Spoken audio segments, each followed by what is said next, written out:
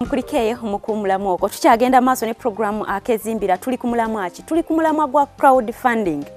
okuzimba project ennungi nga tuli bantu banjawulo ne tubaako engeri gye tugifunamu. Mr. Kenneth abadde akyagenda maaso nga akyatunyonnyola. Mr. Kenneth, ekintu kino kikola ddala bannayuganda nga ffe ng'ogambye abali wansi tugenda kuba tukifunamu oba nedda? Ombuuziza akabuuzo akanyumidde mbu ekintu kino kikola mazima kikola ekituufu kikolera ddala because nja kuwaayo oba kankudemu mu ngeri ekyokulabirako. Era munange omu leero omwenzi omuwuli agamba oyinza okubeera ne ssente zo twavudde ku mboozi ya mobile money agamba twayituusira ku mobile money kati batusindikiza kudda mu bank naye kati katuzitwale ewaka enkuyege zizirye. So ojja kutereka ssente ewaka enkuyege zizirye nga tulina busobola oziteeka mu nkola yakyo professionally nti tukola ratios bwe tuba nga tukoze project eyo katuwa ekyokulabirako nga ya miliyoni 10 muli abantu 5 mufuna ratios nemanya nti buli omu aleese miliyoni 2 era bwe mumala okukola project bwebanga ya nyumba katugezeza kupangisa rent yavaamu mumusharinga equal bekiba nga ratio ebadde equal naye senga ebadde nti omu yaleese nnyingiko omulala yaleese ntonoko era muzisharinga okusinziira ku ekyo. Kwegamba nze yaleeta entono mujja kumpaayera obutono nga bwe naleeta. No, kibeera bwe ngamba ratio nti omugabo. Gwe mugabo nti senga tulina project ya kawumbi. Nye tumanya nti ekitono twali twetaaga abantu banga 10 abasobola tuwa miliyoni 10 buli muntu sike kawumbi. Nti senga omu aleeta miliyoni 2 ate omulala n'aleeta 10 tubala okubala okwo si kuzibu nnyo. Tukubalira n'omanya nti nno nze ku miliyoni ku kawumbi nako nga 20%. So project ewe betambudde n'etundibwa era amagoba gavaamu ofuna ku 20%. But of course mu bbanga erijja maaso awo nga tumaze okufuna okuggumira obulungi tusuubira nti na bino bye twewola ssente mu gavumenti biri nogenda mu nsi endala wuuyo UN wuuyo weya etaaga ssente tujja kwesanga nti mu maaso mu bbanga eritali ppanvu kijja bate kikyetaagisa ng'Abannayuganda nga ffe tumanya nti twagala kukola oluguudo oluva wano paka Embaale tukoleyo oluguudo era nti lwetaaga ssente mmeka oba okiraba abantu ne bayingira nga twagaye crowd abantu bajje ky'abantu bangi ekitegeeza n'abantu abadde nga yeetaaga okuba ng'alinawo mitwalo gya 2 agamba naye nandibadde nfuna we ngateeka omwaniriza okujja mu project ye. Tumwaniriza naye nga binaku nnyonnyodde projects zibaako ekkomo kubaako ekkomo nti oyinza okwesanga yetuba nga tuli ku project enneneko katugeze tuli mu project ya $1 million nga 10 omuntu w'emitwalo 2 ezaffe ayinza obutajja naye ng'ate tujja kwesanga nga waliwo project ate naye wasobola okukola ki wasobola okugwa ekitegeeza nti musobola bwe liba lina 10 liweze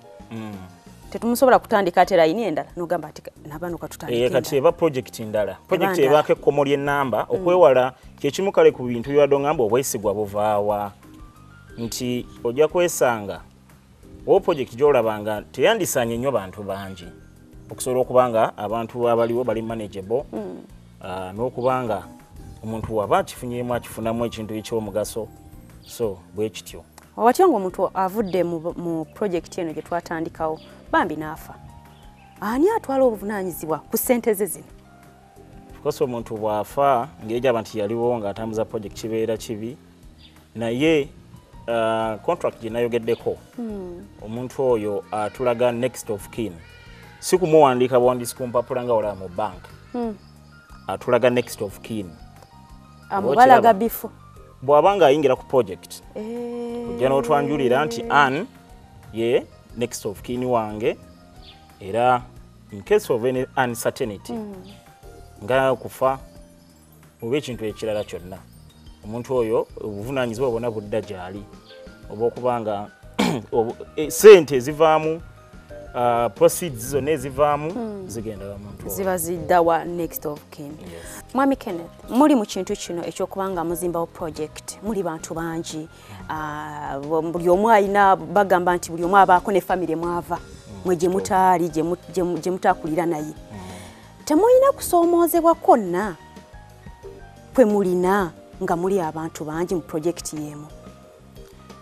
Okusoomoozebwa tekusobola kubulawo naye ate kyenyinza okunnyonnyola nti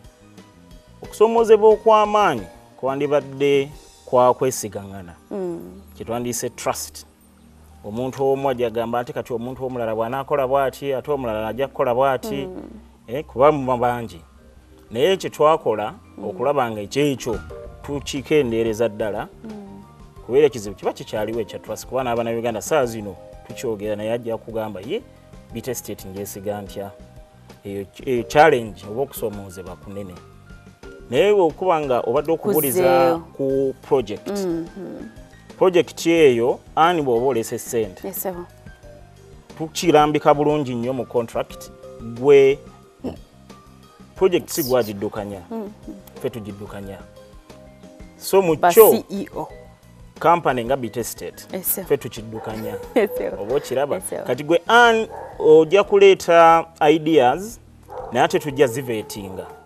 kuba tunaba ono aleese no that's why kyova olaba nti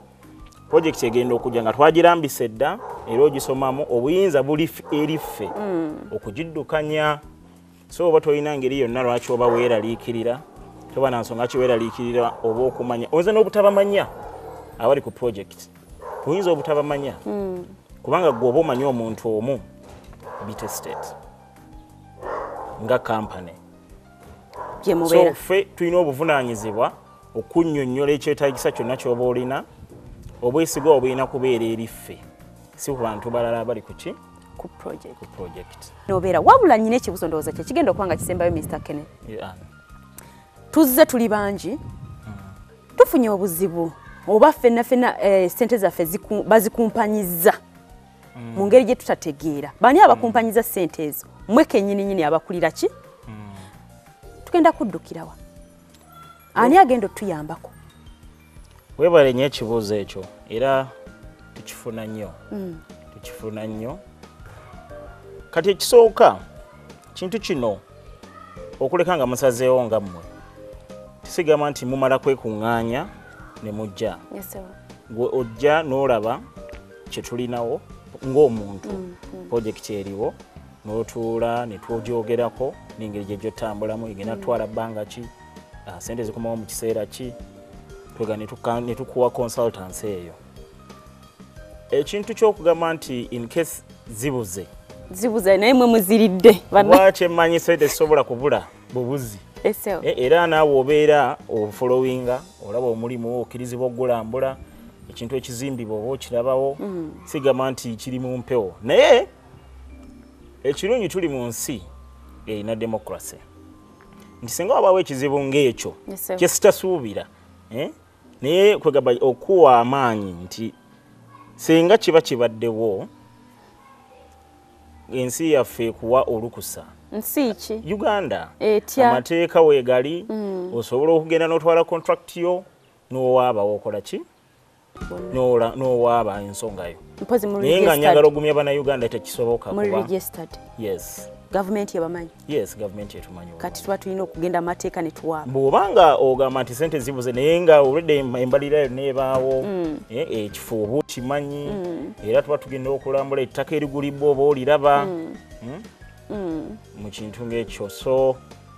kisuubira nti tuyinza okufuna ekizibu ng'ekyo kuva nakiri kinadde nkunyonnyola nti twajjamu okuba nti omuntu olina kwegamba oyinza obutamanya na muntu mulala ali mu kintu ekyo okwewala nti gundi mumanyi muyaaye ffe tetumanyi ye ng'omuyaaye tumanyi nga azze ku ki ku project ebeeriwo naye tukumanyi nga omuntu azze ku project ng'omunnayuganda azze tuzimbe kwegamba ffenna mututwalira wamu teri muyaaye teri mubbi teri ate mugonvu okuleka nga olina criminal record ey'amaanyi gye tulabako naffe ng'olina criminal record munaamanyirawa omanya waliwo abantu betumanyi mu ggwanga ndowooza bwetutyo bwe tutambudde mutegedde ekintu ekituufu okubanga oyingira projekiti eno okubanga wenyigira mu kukola ssente ezo n'okola ki n'ozifunamu. Omwami Kenneth bw'atyo bw'ababuulidde nti ye ssente waaki wazitambuza bwe yandiyagadde naawe Munnayuganda ali wansi otambuze bw'otyo ssente ng'obaako w'oziteeka enkya n'okola ki n'ozifunamu. N'olw'ensonga eyo katugende kati mu kanyumiro kaffe ak'ebyokuzimba. Kakasa nti weekenneenya kampuni oba ekitongole mw'otadde ssente zo ez'obwegassi mu kuzimba. Olwo nno weewale okufera ssente zo awamu n'okumanya amagoba g'onoofuna ku nkomerero ya byonna nga mumaze okuzimba ebizimbe n'okubitunda.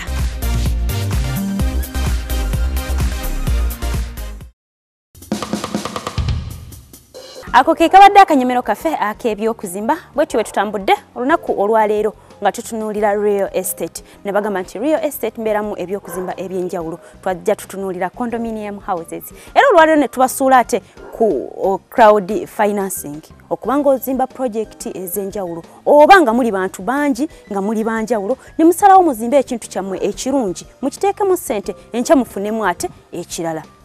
Mwami Kenneth atugambye mwegatta obwesigaŋŋana bwetaagisa ate era n'abagamba nti mu kino ekintu mba mujja kufunamu. Nsigadde nze Maggie Ann, mubeere bulungi tusinkane olw'omukaaga olujja mu programu y'emu, programu Akeezimbira. Bye bye.